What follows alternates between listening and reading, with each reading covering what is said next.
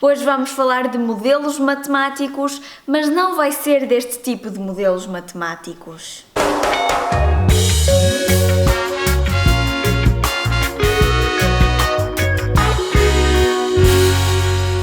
Olá pessoal! Na maior parte dos meus vídeos eu tenho vindo a falar de temas relacionados com matemática pura, ou seja, aquela que estuda conceitos abstratos, estando focada na sua natureza intrínseca e não na forma como eles se manifestam no mundo real. Mas também existe a matemática aplicada. Afinal, para que é que a matemática serve na vida real? Para nos tornar antissociais! Para ficarmos com um acne intenso, para conservar a nossa virgindade até aos 40 anos. Certo? Errado!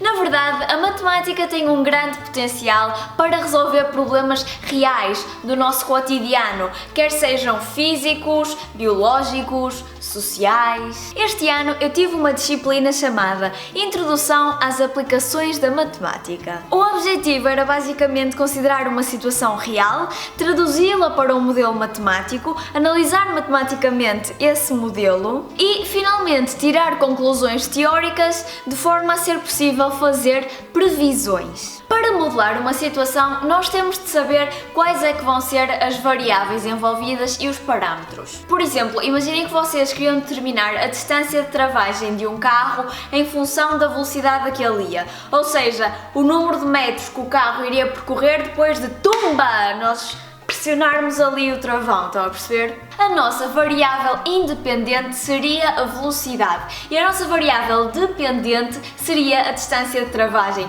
porque nós queremos estudar como é que a distância se comporta em função da velocidade. Como é natural, a realidade é complexa como ao caraças, então nós temos sempre de fazer simplificações e assumir que coisas se comportam de uma determinada forma, embora não seja mesmo assim. Já Bob Marley dizia: essencialmente todos os modelos estão errados, mas alguns são úteis. Isto porque, apesar da matemática ser uma ciência exata, os modelos são meras aproximações. Vamos agora tentar trabalhar num exemplo concreto. Imaginem que alguém chegava à minha beira e dizia: Inês, tens aqui esta tabela em que eu te dou um monte de velocidades e te dou as distâncias de travagem respectivas. E eu quero que tu, a partir disto, me tentes arranjar um modelo matemático em que eu consiga perceber qual é a relação entre as distâncias e as velocidades. Há vários métodos para se elaborar um modelo. Eu podia, por exemplo, representar aquilo num gráfico. Então o que é que eu fazia? Num dos eixos eu ia escrever as várias velocidades.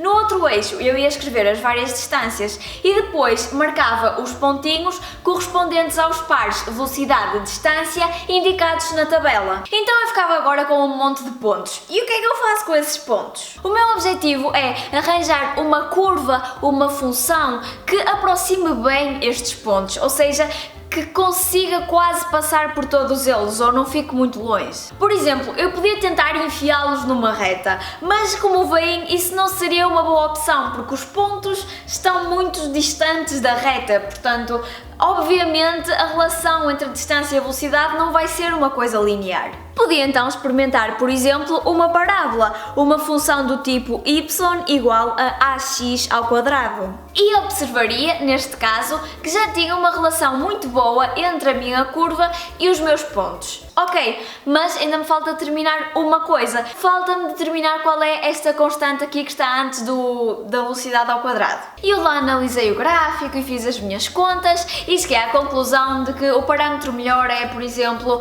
0.0638. Fiquei então a saber que um bom modelo para descrever a relação entre a velocidade e a distância de travagem é dado por distância é igual a 0.0638 velocidade ao quadrado. Bem, com esta relação eu já consigo determinar a distância de travagem associada a uma velocidade qualquer. Por exemplo, se eu for a conduzir a 45 km por hora, ou seja, a 12.5 metros por segundo, então vão ser necessários cerca de 10 metros para o carro travar desde o momento em que eu aciono o travão. E pronto, assim pode ser que vocês já percebam melhor um bocadinho em que consiste a modelação matemática. O objetivo realmente é está aqui um fenómeno, desenrasca-te com as ferramentas que tu tens disponíveis, podes usar álgebra linear, podes usar cálculo, podes usar aquilo que tu quiseres. Eu quero um modelo que seja bom e a partir do qual eu consiga fazer previsões e ficamos todos felizes.